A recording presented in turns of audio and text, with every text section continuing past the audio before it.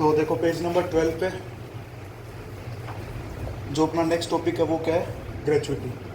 ठीक है, ग्रेचुइटी की एग्जामिशन अपने को कौन से रिजाइम में मिलती है? दोनों में, डिफॉल्ट में भी और ऑप्शनल में भी। ठीक है, ग्रेचुइटी से एक रिलेटेड एक्ट कौन सा था जो अपने को याद रखना है? Payment of gratuity act 1972। तो ग्रेचुइटी के केस में देखो अपने पास दो चीज़ें होगी कि ग्रेचुइटी अपने को ड्यूरिंग द जॉब मिली है या फिर रिटायरमेंट के बाद। अगर ड्यूरिंग द जॉब मेरे को ग्रेचुइटी मिलती है तो वाली क्या हो जाएगी? फुल्ली टैक्सेबल, कोई एग्जम्पशन नहीं मिलेगी, चाहे कैसा भी एम्प्लॉय, गवर्नमेंट हो या नॉन गवर्नमेंट। अगर रिटायरमेंट के बाद मिली है, ड्यूरिंग द जॉब नहीं मिली, तो उस केस में अपने को देखना है गवर्नमेंट एम्प्लॉय है या फिर other than government. Government employee है तो फुल्ली एग्जेम्प्ट, और अगर अदर देन गवर्नमेंट है दो केसेस, पोगा होगा या फिर नहीं होगा। पोगा होगा मतलब payment of gratuity act applicable है, पोगा नहीं होगा मतलब payment of gratuity act applicable नहीं है।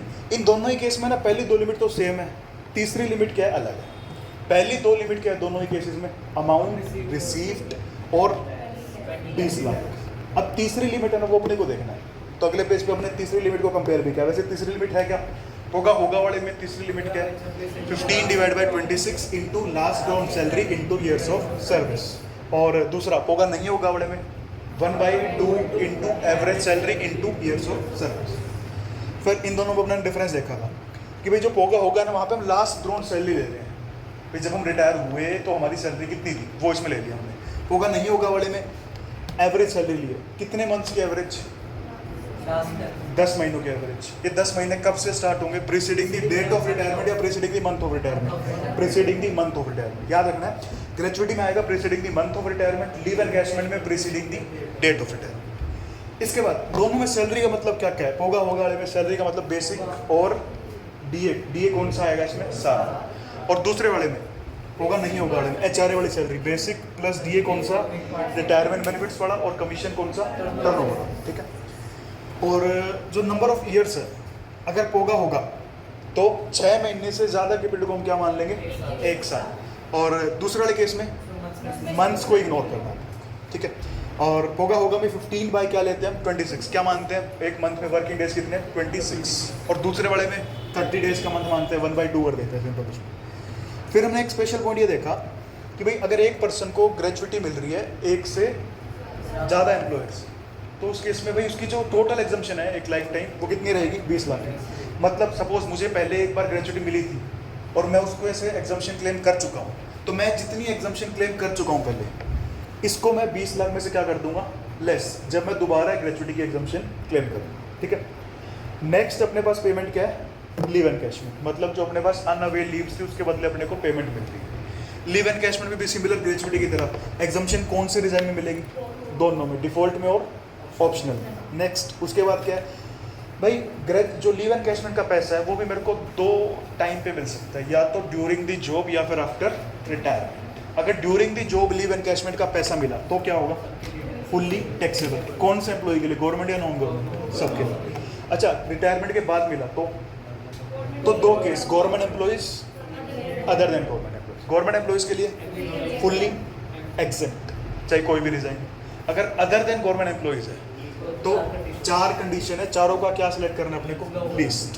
पहली amount received, second 25 lakh, third कि 10 into average salary, 10 into average salary, या फिर क्या बोल सकते हैं 10 month salary based on average salary of last 10 months. उसके बाद फोर्थ क्या है? Unavailed leaves divide by 30 into average salary. और जो यहाँ पे एवरेज सैलरी कैलकुलेट करनी है थर्ड लिमिट में और फोर्थ वाले में, एवरेज सैलरी का मतलब क्या? एवरेज कितने मंथ्स की? एवरेज 10 महीने की, preceding the date of retirement. Gratuity में क्या था? Preceding the month of retirement, यहाँ पे preceding the date of retirement, दोनों में डिफरेंस है। अच्छा, इनकम टैक्स के अकॉर्डिंग हम क्या मान के चलते हैं? एक बंदे को मैक्सिमम कितनी लीव्स मिलेगी एक साल में? 30 दिन। हो सकता है क्वेश्चन में 30 से ज़्यादा गिवन हो, लेकिन हम इनकम टैक्स के अकॉर्डिंग जब कैलकुलेशन करेंगे तो कितने दिन मानेंगे? 30 दिन। नेक्स्ट, इसके लिए सैलरी क्या मानेंगे हम? सेम एचआरए वाले। क्या क्या आएगा उसमें? Basic plus DA forming part of retirement benefits और कमीशन ऑफ टर्नओवर बेसिस। फिर नेक्स्ट कि जो पॉइंट हमने ग्रेचुइटी में देखा था ना वो यहाँ भी काम आएगा, वैसा ही सिमिलर पॉइंट कि मेरे को एक एम्प्लॉयर से पहले लीव एनकैशमेंट के पैसे मिले थे जिसमें से मैंने एग्जम्पशन क्लेम कर ली, तो जितनी एग्जम्पशन मैंने क्लेम की है उसको 25 लाख में से क्या कर देंगे? लेस। जब दोबारा हम एग्जम्पशन उसकी क्लेम करेंगे तो मतलब हम क्या बोल सकते हैं कि एक पर्सन को अपनी पूरी लाइफ टाइम में मैक्सिमम एग्जम्पशन कितनी मिल सकती है लीव एनकैशमेंट से? 25 लाख। इसके बाद नेक्स्ट अपने पास क्या है, प्रोविडेंट फंड। ये भी क्या है, टाइप का रिटायरमेंट बेनिफिट। प्रोविडेंट फंड कितने टाइप के होंगे, 3, एसपीएफ, यूआरपीएफ और RPF. Statutory provident fund, unrecognised provident fund और रिकॉग्नाइज्ड प्रोविडेंट फंड, तीनों सबकी बात करें। 4 कंपोनेंट्स इसके अंदर होते हैं। एक तो एम्प्लॉयर ने पैसा जमा कराया जिसको हम क्या बोलते हैं, एम्प्लॉयर्स कंट्रीब्यूशन। एम्प्लॉय ने जमा कराया उसको एम्प्लॉयज कंट्रीब्यूशन, फिर एम्प्लॉयर कंट्रीब्यूशन का इंटरेस्ट और फिर एम्प्लॉय कंट्रीब्यूशन का इंटरेस्ट, और इन चारों को हम लास्ट में क्या करते हैं, विड्रॉ। तो फर्स्ट एम्प्लॉयर्स कंट्रीब्यूशन, आरपीएफ में एम्प्लॉयर्स कंट्रीब्यूशन टैक्सेबल है या नहीं है? अगर 12% ऑफ सैलरी तक है नो टैक्सेबल, 12% से ज्यादा है तो जितना ज्यादा है वो टैक्सेबल हो जाएगा। यूआरपीएफ के अंदर जब जमा कराएंगे तब एम्प्लॉयर कंट्रीब्यूशन टैक्सेबल नहीं होगा। एसपीएफ में टैक्सेबल है ही नहीं। नेक्स्ट एम्प्लॉइज कंट्रीब्यूशन, भाई ये तो इनकम ही नहीं होता, खुद के पैसे हमने जमा कराए, इसको हम इनकम नहीं माना, लेकिन डिडक्शन मिल जाती है इसकी। तो एसपीएफ और आरपीएफ इन दोनों में डिडक्शन मैंने मिल जाएगी मेरे को, कौन सा सेक्शन में, 80C में, लेकिन यूआरपीएफ की डिडक्शन नहीं मिलती है 80C में। उसके बाद इंटरेस्ट, एक तो इंटरेस्ट ऑन एम्प्लॉयर्स कंट्रीब्यूशन, एक इंटरेस्ट ऑन एम्प्लॉइज कंट्रीब्यूशन। तो पहले अगर आरपीएफ की बात करें तो ये दोनों अमाउंट टैक्सेबल हो जाएगी अगर इंटरेस्ट 9.5% से ज़्यादा है। अगर 9.5% तक है तो टैक्सेबल नहीं, उससे ज़्यादा है तो क्या हो जाएगा, टैक्सेबल। नेक्स्ट इसके बाद क्या आता है अपने पास, यूआरपीएफ। यूआरपीएफ में भाई दोनों इंटरेस्ट जब क्रेडिट हो रही है तब टैक्सेबल नहीं होगी। भाई यूआरपीएफ में स्टार्टिंग में कुछ भी चीज़ टैक्सेबल नहीं है, टैक्सेबल कब होता है, सब विड्रॉल के टाइम। नेक्स्ट उसके बाद क्या है, एसपीएफ। एसपीएफ में भी इंटरेस्ट टैक्सेबल है। अब लास्ट आता है हम अमाउंट विड्रॉ कर रहे हैं, भाई एसपीएफ से मैंने अमाउंट विड्रॉ करी, क्या कुछ टैक्सेबल होगा? एसपीएफ से कुछ भी टैक्सेबल नहीं होगा विड्रॉ करने के टाइम पे। अच्छा, यूआरपीएफ से मैंने अमाउंट विड्रॉ करी है तो 4 चीज़ें विड्रॉ करी मैंने, employer contribution, employees contribution, interest on employer contribution, interest on employee contribution. तो एम्प्लॉयर कंट्रीब्यूशन कौन से हेड में टैक्सेबल होगा, income from salary. Employees contribution खुद के पैसे वापस आए टैक्सेबल नहीं होगा। Interest on employer contribution, income from salary. Interest on employees contribution, income from other sources. अच्छा, अगर मैंने अमाउंट विड्रॉ करी है आरपीएफ से तो इसमें 4-5 कंडीशंस थी, अगर वो कंडीशंस में से एक भी सेटिस्फाई होगी तो टैक्सेबल नहीं है। क्या क्या कंडीशंस थी? अगर एम्प्लॉय ने लगातार 5 साल काम करा है तो आरपीएफ का पैसा टैक्सेबल नहीं होगा। दूसरा कि अगर एम्प्लॉय बीमार हो गया था जिसकी वजह से उसको आरपीएफ का पैसा विड्रॉ करना पड़ा तो भी टैक्सेबल नहीं होगा। तीसरा कि कोई ऐसा रीजन था जो बियॉन्ड कंट्रोल था तो भी टैक्सेबल नहीं होगा। फोर्थ, एम्प्लॉयर ने बिजनेस बंद कर दिया, इसकी वजह से हमने आरपीएफ से पैसे विड्रॉ करे तो भी टैक्सेबल नहीं होगा। नेक्स्ट क्या था कि हमने एक नौकरी छोड़ दी, दूसरी नौकरी ज्वाइन करी है तो हमने पुराने आरपीएफ का पैसा नए एम्प्लॉयर के पास आरपीएफ में जमा कर दिया तो भी आरपीएफ का पैसा टैक्सेबल नहीं होगा। और लास्ट क्या था कि हमने आरपीएफ का पैसा किस में ट्रांसफर कर दिया, एनपीएस में, तो भी वो पैसा टैक्सेबल नहीं होगा। अगर इनमें से कोई भी कंडीशन सेटिस्फाई नहीं हो रही तो उस केस में आरपीएफ का पैसा टैक्सेबल हो जाएगा। और टैक्सेबल किस तरीके से होगा, जैसे यूआरपीएफ टैक्सेबल होता है। अच्छा, इसमें सैलरी यूज हुआ था, सैलरी का मतलब क्या होगा, आरपीएफ के केस में सेम एचआरए वाली क्या क्या चीज आएगी, basic plus DA forming part of retirement benefits plus commission on turnover. ठीक है। नेक्स्ट अपने पास क्या आता है, पीपीएफ। फुल फॉर्म क्या है इसकी, पब्लिक प्रोविडेंट फंड। अच्छा, पीपीएफ के अंदर क्या एम्प्लॉयर एम्प्लॉय का रोल है कोई? पीपीएफ में एम्प्लॉयर एम्प्लॉय का कोई रोल नहीं है। कोई भी अपना पीपीएफ अकाउंट ओपन कर सकता है, या तो बैंक्स के पास या फिर पोस्ट ऑफिस के पास। इसमें जो हम पैसा जमा कराएंगे, ठीक है, उसके अपने को डिडक्शन मिल जाएगी कौन से सेक्शन में, 80C में। और 80C की डिडक्शन सिर्फ कौन से डिजाइन में अपने को मिलती है, ऑप्शनल में, डिफॉल्ट में नहीं मिलती।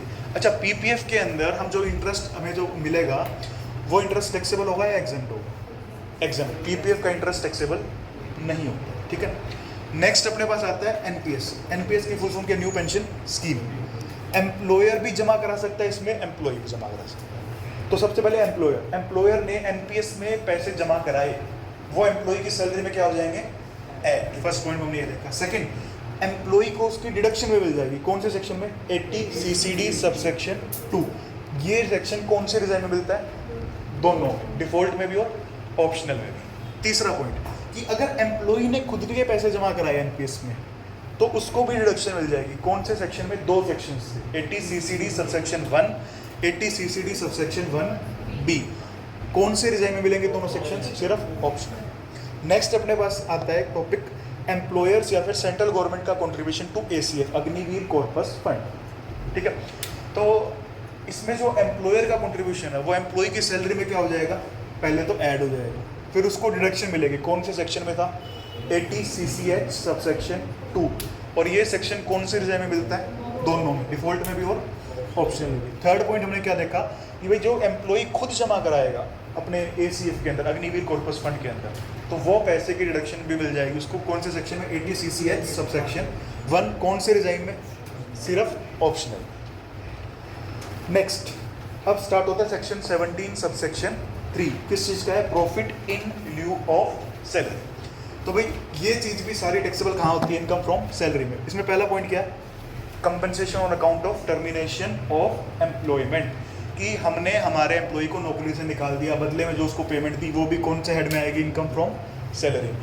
नेक्स्ट कि हमने हमारे एम्प्लॉय के साथ में जो हमारा एम्प्लॉयमेंट एग्रीमेंट था या एम्प्लॉयमेंट कॉन्ट्रैक्ट था, उसकी टर्म्स एंड कंडीशंस चेंज करी, तो उन टर्म्स एंड कंडीशंस चेंज करने की वजह से हमने जो उसको कंपनसेशन पे करी है, वो भी कहाँ पे आएगी, इनकम फ्रॉम सैलरी। ठीक है, नेक्स्ट देखो, नेक्स्ट है कीमैन इंश्योरेंस पॉलिसी। तो कीमैन इंश्योरेंस पॉलिसी का जो पैसा है वो किसको मिल सकता है, 3 केस हमने देखे थे, या तो एम्प्लॉयर को, या एम्प्लॉय को, या फिर एम्प्लॉय की फैमिली। तो कीमैन इंश्योरेंस पॉलिसी का पैसा अगर एम्प्लॉयर को मिला तो कौन से हेड में टैक्सेबल होगा, इनकम PGBT। एम्प्लॉय को मिला तो इनकम फ्रॉम सैलरी, और एम्प्लॉय की फैमिली को income from other source. Next अपने पास आती है payment retrenchment compensation. Retrenchment compensation की एग्जम्पशन की 3 लिमिट्स हैं, कौन कौन सी है, अमाउंट रिसीव्ड 5 लाख, नेक्स्ट है 15/26 into average salary into years of service. Years of service में यहाँ भी क्या मान लेंगे हम, 6 महीने से ज़्यादा के पीरियड को 1 साल। और एवरेज सैलरी का मतलब क्या होगा यहाँ पे, कितने मंथ्स के एवरेज, 3 महीने के एवरेज। सैलरी में क्या क्या लेंगे, basic, total DA, total commission, और कोई भी ऐसी पेमेंट जो मनी के टर्म्स में एक्सप्रेशन कर सकते। इतना ज़्यादा रेलेवेंट नहीं है रिट्रेंचमेंट कंपनसेशन एग्जाम्स के लिए। नेक्स्ट अपने पास पेमेंट क्या आती है, वॉलेंट्री रिटायरमेंट रिसिप्ट्स।